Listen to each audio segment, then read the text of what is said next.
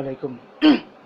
আজকে আপনাদের সাথে যে বিষয়টা নিয়ে শেয়ার করব সেটা হচ্ছে মিডল ইস্টে যারা আছেন, যেমন সৌদি, কুয়েত, কাতার, বাহরাইন, এরকম দেশে যারা আছেন তারা কিভাবে ইউরোপে যেতে পারেন বা ট্যুরিস্ট ভিসা নিয়ে অথবা যে কোনো ভিসা নিয়ে আপনারা ইউরোপে কিভাবে আসতে পারেন সেই বিষয় নিয়ে আজকে আলোচনা করার চেষ্টা করব।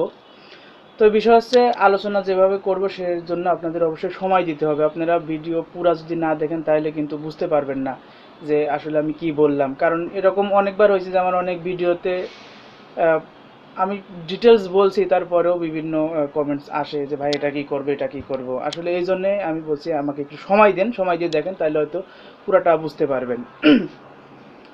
তো মিডল ইস্টে যারা আছেন তারা মূলত ভিসা নিয়ে যেতে হবে, কারণ ইউরোপের কোথাও ভিসা ছাড়া তো যেতে পারবেন না।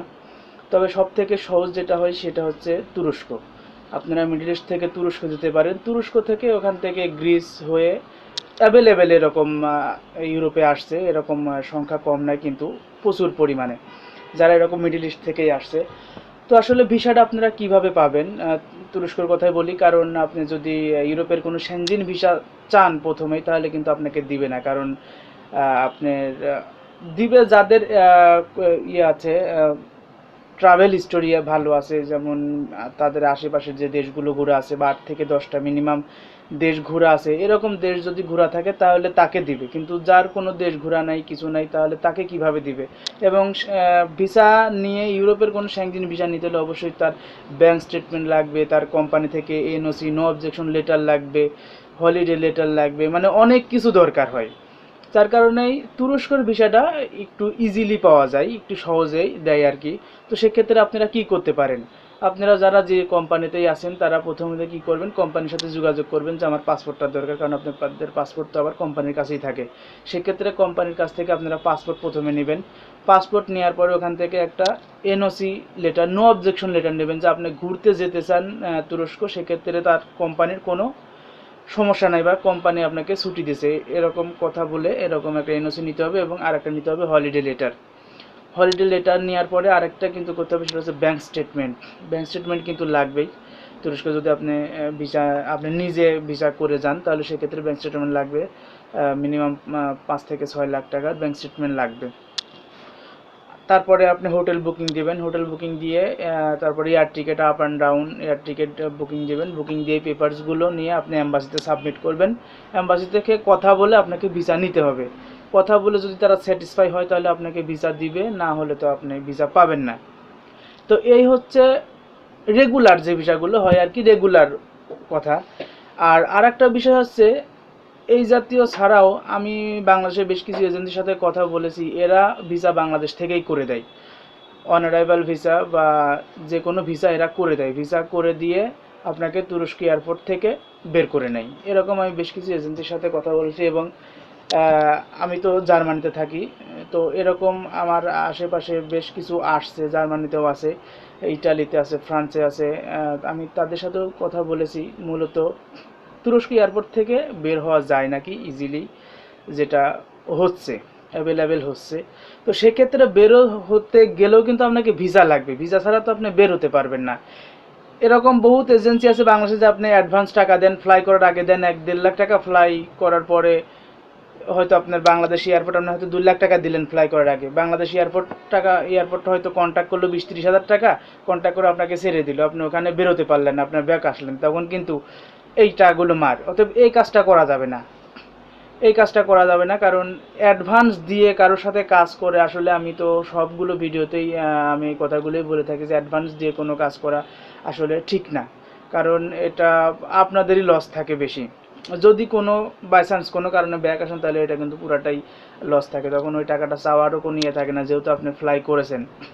তো সেক্ষেত্রে যারা মিডল ইস্টে আছেন আমি তাদের বলবো, এরকম কিছু এজেন্সির সাথে আপনারা ওখানেও খুঁজে পাবেন, আপনারা যদি যাওয়ার ইচ্ছা থাকে তাহলে খুঁজলে পাবেন। এন্ড যারা মূলত এই কাজগুলো করে আপনাকে ভিসা করে দেবে, বাংলাদেশ থেকে আপনাকে ভিসা করে দেবে, বাট ওখান থেকে আপনি ফ্লাই করতে পারবেন, এরকম ভিসা করে দেয়। তো ভিসা করে দেবে আপনার, ওনারাই আপনাকে শিডিউল দেবে একটা, যে এই অনুযায়ী টিকিট কাটবেন, এই অনুযায়ী এই ডেট অনুযায়ী টিকিট কাটবেন। আপনি সেই ডেট অনুযায়ী টিকিট কেটে আপনি যখন ওই এয়ারপোর্টে যাবেন তখন তাদের লোক থাকে ওখানে, এয়ারপোর্টে ইমিগ্রেশনের লোক থাকে, ওই ইমিগ্রেশনের ওখানে বের হয়ে চলে যাবেন। এটাই মূলত নিয়ম। তবে আমি তিনটা এজেন্সির সাথে কথা বলেছি। একটা এজেন্সি বলছে ভাই আমরা মূলত টাকা নিই না, টাকা ক্যান্ডিডেটের কাছে থাকবে, আপনি ওখান থেকে ফ্লাই করে যাবেন, এয়ারপোর্ট থেকে বের হবেন, তারপরে আমার যে লোক থাকবে তার কাছে আপনি টাকা দিয়ে চলে যাবেন, কাজ শেষ, সহজ শর্তে। আর একটার সাথে কথা বলেছি, ওনারা বলছে ভাই ভিসা করতে তো খরচ হয়, এটা তো আপনি সব জানেন, ভিসা করতে খরচ হয় এবং এয়ারপোর্টে যে কন্ট্রাক্টটা ওই টাকা কিন্তু আগেই দিতে হয়, এই টাকাটা কিন্তু আগেই দিয়ে দিতে হয়, তারপরে ওনারা মানে কন্ট্রাক্টে আসে। তো সেক্ষেত্রে টাকা তো কিছু তো অ্যাডভান্স দিতেই হয়, রিস্ক থাকে। তো এটা আসলেও সত্যি। আর একটা জিনিসের সাথে কথা বললাম, বলেছে ভাই দেখেন আসলে এইগুলো তো সমস্যা আছে, কারণ আহ, অনেকেই আছে এয়ারপোর্টে যায়, যাওয়ার পরে ওই অন্য গেট দিয়ে বের হওয়ার চেষ্টা করে। অনেক সময় এরকম যে আছে না, অনেক পণ্ডিত মানুষ যারা মনে করে যে আমার কাছে তো ভিসা আছে সেহেতু আমি বের হতে পারবো। আসলে কিন্তু ওরা যে ভিসা দেবে সেই ভিসা দিয়ে ওরাই বের করতে পারবে, আপনি নিজে নিজে বেরোতে পারবেন না। তো এরকম বেশ কিছু আছে, ওনারা বললো যে আমার প্রায় 3-4 জন লোক ফেরত আসছে, তারা আমি পাঠাইছিলাম কিন্তু তারা যে গেটে যাওয়ার কথা সেই গেটে নাকি অন্য গেটে গেছে। তারা মনে করছে আমার তো ভিসা আছে, আমি বেরোয় চলে গেলে আমার আর টাকাটা দেওয়া লাগলো না, তাহলে পুরো টাকাটাই আমার লাভ। তো সেক্ষেত্রে এরকম কাজ যখনই করতে হয়েছে তখনই ওখান থেকে ধরে আবার ব্যাক পাঠাই দিছে। তো এটা কিন্তু আপনাদের লস, এয়ার টিকিট লস হলো বা এরকম। আসলে এরকম করা ঠিক না, কারণ আপনি যার সাথে কন্ট্যাক্ট করবেন সেই একমাত্র বের করতে পারবে, তাছাড়া আপনি অন্য লোকের সাথে কন্ট্যাক্ট করে একজনের কাছে গেলে সে বের করতে পারবে না, এটাই হচ্ছে নিয়ম। তো মূলত যাদের একান্তই যাওয়ার ইচ্ছা আছে এবং সৎ ইচ্ছা আছে যে না আমি ওখানে যাব, তবে তুরস্ক থেকে ইজিলি গ্রিস ঢোকা যায়, এটা সবাই জানে, তুরস্ক থেকে ইজিলি গ্রিস ঢোকা যায় এবং গ্রিস থেকে আসা যায়, এরকম অনেকেই আছে যারা আসে। তো যদি যেতে চান তাহলে সেক্ষেত্রে আপনারা আশেপাশে খুঁজে দেখেন, অবশ্যই আপনারা পাবেন এই যারা মূলত এই কাজগুলো করে। তবে ভিসা ছাড়া যাওয়া ঠিক হবে না, বা তাদের সাথে কন্ট্যাক্ট যেভাবে করবেন সেভাবে এই টাকা আগে না দিয়ে ওখানে বেরোবেন, তারপরে টাকা দেবেন, এরকম হলে সব থেকে আমার মনে হয় বেটার, কারণ আপনাদের রিস্ক কম থাকে। তবে ভিসা করে দেয় এরকম লোকের মাধ্যমে যাওয়াই ভালো, যেহেতু আপনার লিগেলি থাকতেছেন, সেক্ষেত্রে আমার মনে হয় এটাই বেটার হয়। তবে যারা আছেন সৌদিতে আছেন, যারা কাতারে আছেন, যারা কুয়েতে আছেন, ওমান, বাহরাইন, এরকম পুরা মিডল ইস্ট আপনারা যেখান থেকে যেতে চান এটা যেতে পারবেন এবং এটা সম্ভব, এটা সম্ভব, আপনারা যেতে পারেন। তো এই ছিল আসলে তুরস্ক হয়ে কিভাবে আপনারা ইউরোপে আসতে পারেন সেই বিষয়ে। আর কোনো কমেন্টস থাকলে, আর কোনো দেশ সম্পর্কে জানার ইচ্ছা থাকলে আপনারা অবশ্যই আমাকে কমেন্টসের মাধ্যমে জানিয়ে দেবেন, আমি চেষ্টা করব আপনাদের সাহায্য করার জন্য। আসসালামু আলাইকুম।